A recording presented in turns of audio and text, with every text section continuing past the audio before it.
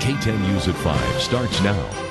And a woman who lost her father and her only son in a deadly accident on I-35. More details on her wrongful death lawsuit that now involves the state of Texas. We begin tonight at 5 with an update to a story you saw first on KTEN News at 10 last night. Remember this wreck on July 5th, I-35, Cooke County. According to Texas DPS, a semi slammed into an SUV as it entered the construction zone south of Gainesville. It caused a chain reaction wreck that killed 63-year-old Jervius Dale Hinkle and his 13-year-old grandson, Casey. The survivor in that SUV, the teenager's mother, Melissa Hinkle, is still recovering from her injuries, but she's also grieving the loss of her family members. Last night at 10, we told you she filed a wrongful death lawsuit against 5 parties, including the truck's driver, the company he worked for, and the Texas Department of Transportation. KTEN's Vanessa Bolano joins us in our studio with more details today. Vanessa. We asked to speak with Melissa Hinkle today about the wreck and the lawsuit, but even though her visible injuries are fading, her sister told us the emotional damage she suffered from losing her only son and her father may never heal. Now that family just wants to keep anything like this from happening to anyone else. 5 people have been killed in 30 days on this stretch of I-35 just south of Gainesville. In this wreck over 4th of July weekend, 13-year-old Casey Hinkle and his grandfather, Jervius Dale Hinkle, died when an 18-wheeler slammed into their SUV after they had slowed down for traffic in a construction zone. Casey's mother, Melissa Hinkle, was also in the vehicle. She spent 5 days in ICU and now stays overnight in her sister's house. I lived with her dad and her son and for years and years, and all of a sudden they're ripped away from you. My nephew was killed. He was 13 years old, going into 8th grade, football player. He had the rest of his life ahead of him. As if the sudden tragedy hadn't been enough, the family had to relive the moment weeks later. My nephew was killed. My stepfather was killed. Missy's whole family was taken away from her. And then all of a sudden it happens like 3 weeks later to another family.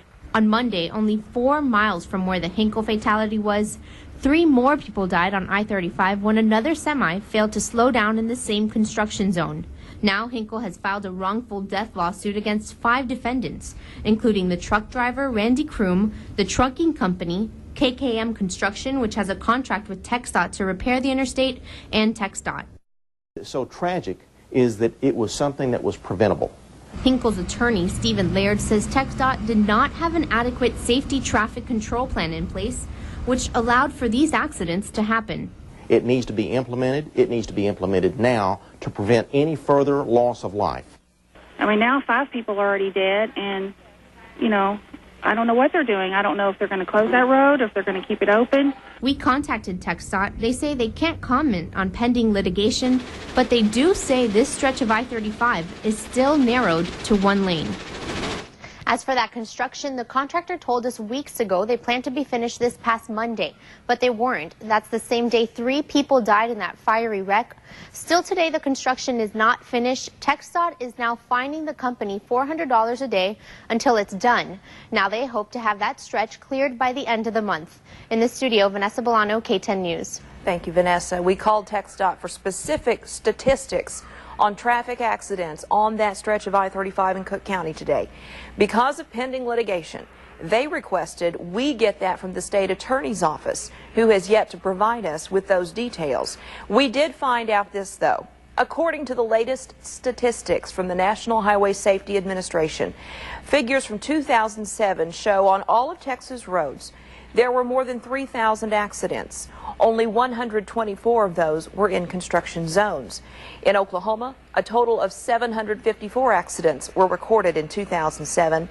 Just more than 20 of those were in construction zones. We will continue to follow where this lawsuit goes. The attorney said he wants a jury trial. Our web poll question today, with that lawsuit pending, who do you think should be held accountable for the recent fatal accidents on this stretch of I-35?